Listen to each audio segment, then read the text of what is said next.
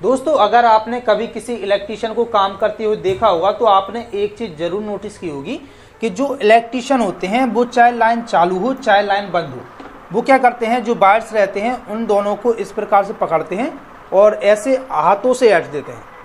ऐसे हाथों से ऐड देंगे, लेकिन उन लोगों को कभी करंट नहीं लगता। तो आखिर ऐसे कैसे होता है? तो देखिए दोस्तों, आपको कोई फेक जानकारी देखने को नहीं मिल रही है, ये आपको हम लाइव टेस्ट करके दिखा रहे हैं। तो दोस्तों आपको पता होगा कि जब भी हम किसी भी बल्ब को या कोई भी इक्विपमेंट को जलाते हैं तो हमें उसमें दोनों वायर को कनेक्ट करना होता है। अगर हमारा कोई भी एक वायर निकल जाता है वहाँ पर, तो जो हमारा इक्विपमेंट है या बल्ब है वो ऑटोमेटिक बंद हो जाता है, वो चालू नहीं होगा। तो इसका मतलब है कि करंट को फ्लो होने के लिए हमें दो वायर्स को कनेक्ट करना जरूरी होता है। एक तो होता है हमारा फेस, जो कि ये हमारा ये है, इसमें हमारी जो सप्लाई है वो आती है, लेकिन जो दूसरा वायर होता है वो होता है न्यूट्रल, जो रिटर्न पाथ का काम करता है, और जो न्यूट्रल होता है वो होता है ग्राउंड। तो हमें इस चीज़ को नोटिस करना है कि अगर हम किसी एक वायर को टच कर रहे हैं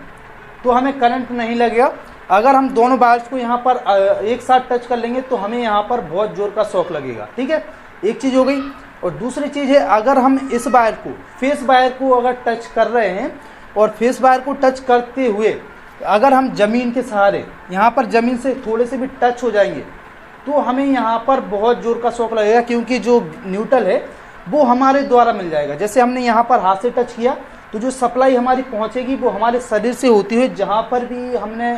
ज़मीन को टच कर रखा है या हमने यहाँ से इस प्रकार टच किया या ज़मीन में टच है हम, तो जो करंट फ्लो होगा वो हमारे शरीर से जाते हुए ज़मीन में पहुँच जाएगा, क्योंकि जो करंट होता है उसको ज़मीन के अंदर ही जाना होता है, अर्थ में ही जाना होता है। तो जैसे अगर कोई भी इलेक्ट्रीशियन काम करता है तो वो पहले कह देता है कि अगर हम इस प्रकार से काम कर रहे हैं तो कोई भी हमें टच नहीं करे।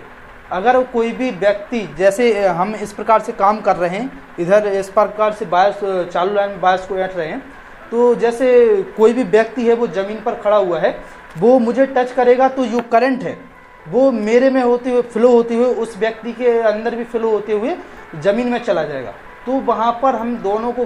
करंट लगेगा, मुझे भी लगेगा, क्योंकि जो करंट है वो मेरे अंदर से भी फ्लो हो रहा है और जो दूसरा पर्सन है जिसने मुझे टच किया उसको भी करंट लग जाएगा। तो बस आपको दो चीज़ों का ध्यान रखना है